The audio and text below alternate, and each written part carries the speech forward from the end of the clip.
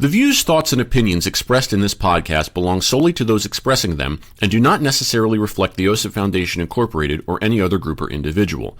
This podcast may contain dialogue or subject material that could be considered for mature audiences only.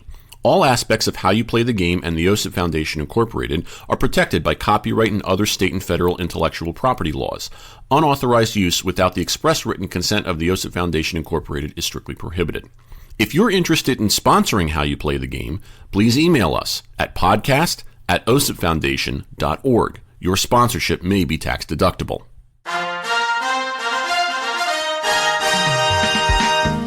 Hey everyone, and welcome to another edition of How You Play the Game, the official podcast of the OSIP Foundation Incorporated. Yours truly, Jack Furr, along with you as we talk about what's going on as far as the world of sportsmanship is concerned. This is the second episode of the month of September. The year is 2024. Glad you can be with us. As always, check us out online at osipfoundation.org. If you'd like to contact the show, please use the email address podcast@osipfoundation.org. On social media, we're at facebook.com/osipfoundation, X and Instagram at osipfoundation, hashtag HowYouPlayTheGame. This is another short one in the middle of the month now that we've kind of returned to this schedule. I know we kind of screwed that up last month when we were talking about the Acolyte, but, you know, hey, content is what content is. That'll end up on a t-shirt someday, huh? All right, anyway. Wanted to talk about something that I saw come across ESPN.com. We just had the NFL season start, and the first game was the game between the Ravens and the Chiefs, I believe. Yes, it was. Okay. So in this game, there was this call at the end of the game about a touchdown where it looked like Isaiah Likely might have scored the game-tying touchdown, or the potential game-tying touchdown if they kick the extra point on the final play. However, they went to replay, and it showed in the replay that Likely was out of bounds by about a toe. And the ref came back and said after review, pass is incomplete, the game is over, Kansas City wins, etc. Okay, so after the game, Lamar Jackson, who is the quarterback of the losing Ravens in this game, is asked about it, and he says, quote, "I thought it was a touchdown. I still think it's a touchdown." And when I saw that and read that, I'm thinking to myself, did you see the same video that everyone else saw? What, I mean, did I miss something? I don't claim to be the smartest man in the world, but I'm pretty sure I saw what everyone else saw, and you could see on the replay that his toe was out of bounds. And that made me start thinking about where we are as a society in terms of weaponizing opinions, but also trying to weaponize what we believe to be our facts. You know, we have dealt with a lot of that, especially since COVID, especially since the political landscape has changed significantly since the turn of the century. And you can even go back and track this even farther back, but because of, there's only so much time on our hands, and, the memories of people who are probably listening to this can recall, we'll just kind of narrow it down to, the recent past of, and I just randomly picked since the turn of the century. That gives us a good sample size of about 24 plus years, if not 25 years, depending upon where you actually say the millennium starts. And to me, it's troubling because of the amount of misinformation that gets put out there and who does the labeling of this information.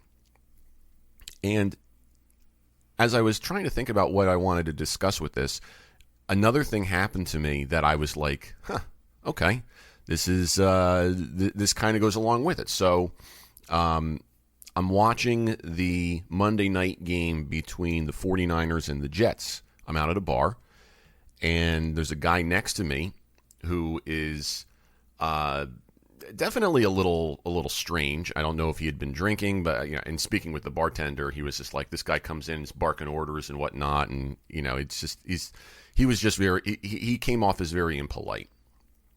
And we're watching this clip, and there's a pass that Aaron Rodgers throws, and it is caught, but the receiver's second foot kind of does the same thing that Isaiah Likely's foot does in the original game that I was referencing here. His heel comes down in bounds, and his toe, as his toe comes down, touches the sideline. Well, this guy next to me is like, oh, his heel came down. It's 2 feet down. And I knew enough not to turn to him and strike up an argument with him, because you're just not going to win an argument like that, where you want to say to this guy, you have no idea what the rules are, do you? It's not the heel, it's the entirety of the foot. You can see the foot touch the sideline. It's out of bounds. I don't even have a dog in this fight, and I can tell you that. And it just got me thinking again. We weaponize this stuff so easily. I was thinking about a particular podcast that we had done, and I won't go too deep into it, but we were interviewing someone, and they wanted to talk about facts, and this person was saying, we have to agree on what the facts are, and if we can't do that, we're not going to get anywhere. And I was like, no, I agree with that. We can't say today is Wednesday when it's in fact Friday and think we're going to get away with it. But unfortunately, depending upon the subject and how passionately we might feel about it, we have reached a point where we very easily and obviously begin to deny facts. Or if we don't have true data to create facts, we create our own opinions and then try and sell them as facts. We use statistics to come up with generalizations that can be more harmful than anything else. We try and use the majority of the time something will happen and try and build a narrative off of that. We don't choose our words correctly. It's really concerning. And as we approach the November elections, we're going to see a lot more of that. And I'm not going to sit here and get political and endorse one side publicly or anything like that. That's all private stuff in my opinion. But what I will say is that it's this we have to be on the lookout for this. If Lamar Jackson can see plain as day that the foot was out of bounds and still come back and say, I still think it's a touchdown, what does that say about what other people might be doing in other contexts? People look up to Lamar Jackson, and the people who hold such clout, such as a star quarterback, need to be careful about what they say here, because people who support him will probably go off on a tangent and not obey the rules, and again, just say, no, it was a touchdown. No, it was not.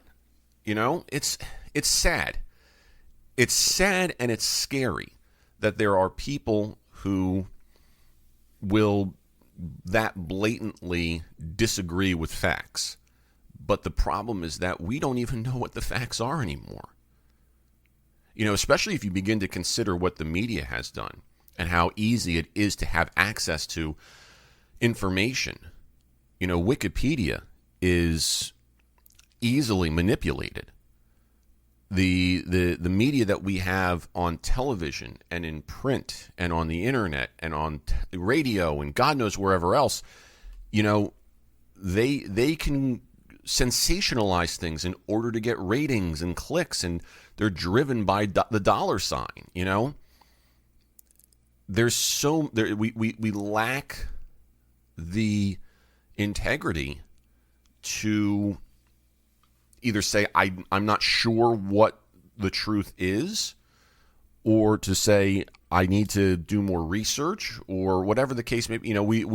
We are so quick to say we must have thoughts and opinions and data and analysis and whatnot. And we need it so quickly that, we can even just put a headline out and people won't even read the story or listen to the story, and they'll immediately just get what they need from a headline. It's sad, people. It's sad and it's scary. And I really don't know if there is a solution, because you can't stuff that genie back into the bottle that easily. Okay? This is a situation where we are really, really screwed to a degree. Okay? We have created an existence where people almost have to pick and choose what facts they believe before they can even enter into discussions. Not because they're allowed to do that, but because they almost have to, if that makes sense. And that's not even right, because facts should not be debatable. And yet here we are. We have created a society of conspiracy theorists. We have created, we've pushed, it's funny, we've pushed critical thinking so much in education, and I was a prime target of this as I was going through high school at the end of the 20th century and then going through college at the beginning of the 21st century. There was such a push to think critically and deeply and be smarter about this stuff and really try and create something beyond just a rote regurgitation of facts and whatnot. And now look where that has gotten us. You're either shilling for one side, or you're a crazy kook who comes up with conspiracy theories. Or at least those are the stereotypes that I see. It's not fun. It's scary, and I hate to be the bearer of bad news with this, but I guess the message here is, I pray that everybody has the ability to take a step back and communicate with empathy. I talked about this in our book on sportsmanship, about how we communicate and whatnot, and how we choose our words properly and whatnot. And I stand by that, because we can say the same thing 3 different ways and get results different ways. It's the old, it's not what you say, it's how you say it. If you really choose words correctly, and if you are able to communicate properly and then listen properly, maybe we'll have a chance to avoid some of this extraneous BS. I'll give you a quick anecdote. I was playing golf, and I was sitting at the bar at the club afterwards, having a beer with the guy who was behind the desk at the pro shop. He was chatting with me, and unfortunately, politics came up just based on money and the economy, and and he was very sensitive. He goes, "I don't like talking politics, this, that, the other, blah, blah, blah, blah, blah." And I said, "I get that. I'm not here to stir the pot or anything, So I immediately made it clear that I was not here to try and convince or persuade or anything like that. And as the conversation went on, you could, or at least I could tell this guy going from being defensive to being empathetic. He went from trying to be very careful about what he said and how he and whatnot, to saying, well, this is what I experienced and this is what I feel about it. And it's not that he was trying to then push an agenda on me, he was allowed to express an opinion based upon what he had experienced and try and discuss that. And the more that conversation went on, the more I understood it, and the more I was like, see, now this is where we can get somewhere in discussion, in civil discourse, in trying to listen to what other people have to say, and make judgments based on that. I may not 100% agree with everything that this guy was saying, but I could sense where he was going. I could understand it, and I left there thinking, I don't think less of this person. I respect this guy. He was very respectful of me. I was very respectful of him, and I'm still looking forward to seeing him next week when I go play golf again. I think that we don't have that a lot. We just don't. And if this example with Lamar Jackson is any indication of that, we still have some work to do. Because if you can see the evidence in front of you and just say, nope, don't believe it, that's a problem. And you know what? I imagine that there are a lot of people who would hear that and immediately start thinking, that's a rhetoric that was used very easily in the political arena over the last, shall we say, 8 to 10 years. And I respect that. I understand that. I'm not going to debate that. And to me, that's an important. If I may try and practice what I preach here, what I'd like to say about that is to say I will not deny what I have seen, heard, experienced. Instead, I would rather try and make an argument to support different things that I do believe using other facts as opposed to just saying, nope, you're wrong. Nope. Okay. I'm just not going to do it. That's not healthy. And remember, all of us are fallible. When I was having this conversation with the guy at the golf course, he was saying, politicians and athletes and owners of businesses and blah, blah, blah, we hold them to a higher standard and they need to do a better job. And I'm like, no, I don't disagree with that. But we know, we're the ones who put them up on that pedestal. And we as a society, we as a human race, maybe we need to do the bigger thinking and say, maybe we shouldn't be doing that. Think about how disappointed we get when a superstar athlete screws up, when the owner of a business screws up, when a politician screws up.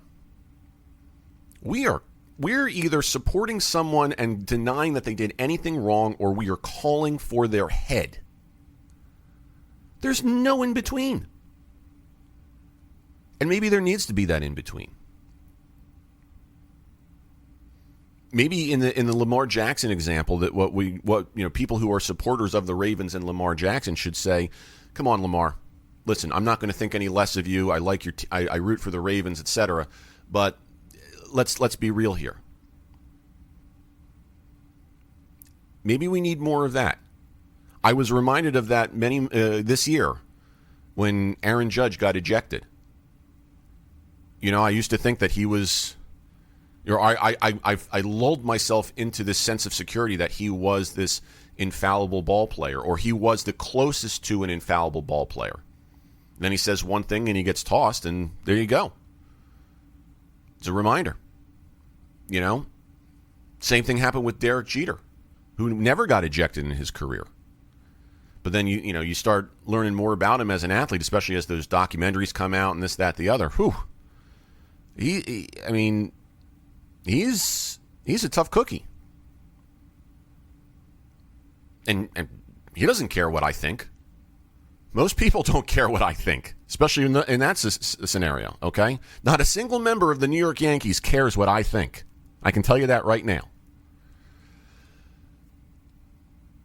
So maybe we need to do a better job and just say we need to take these people off the pedestals. Because I can guarantee you, calling for Lamar Jackson to come around to the truth is not going to be that easy. What is easy, though, is for us individually to take a step back and say, hey, you know what? He's wrong for thinking that. Come on. And maybe we can do things like that in all these different arenas. Maybe we can take a step back and say, okay, what do we know to be true? And start removing the opinionated rhetoric. And say, do we really believe something to be true? Or is that something that is being reported to us? Can we reframe what we are hearing and thinking and feeling? That's pretty important. So, I guess what I'd like to say today is just that I hope that people realize that this is still out there. And I'm sure that people are going to look at me or listen to this and say, and they're going to immediately take it to a political level. And what I'd like to tell you is, don't do that. I recognize that that's what you want to do. Okay?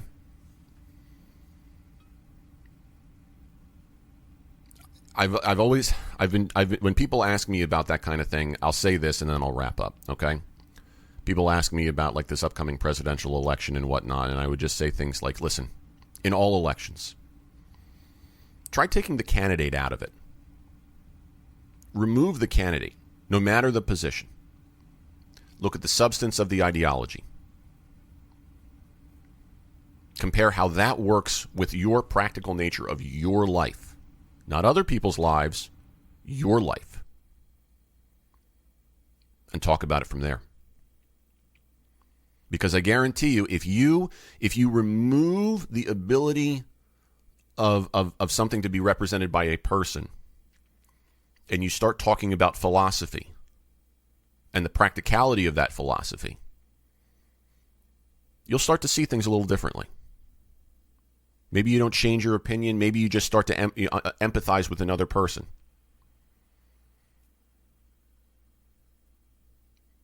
Maybe Lamar Jackson needs to say, maybe I was wrong here. Maybe, I think it was a touchdown, but I see why it was not a touchdown. At least that I would consider that a victory in this. You know what I mean?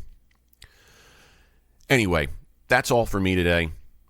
I want to thank you for listening to this quick 20-minute podcast or so. Really appreciate you joining us. As always, check us out online at osafoundation.org. You can use the email address podcast@osafoundation.org to contact us.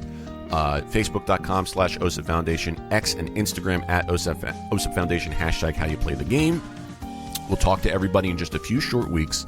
And until then, treat each other with respect.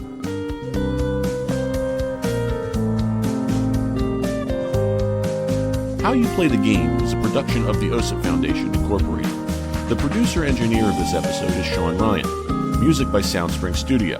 The executive producer of How You Play the Game is Jack Furlong. For more information, visit osafoundation.org.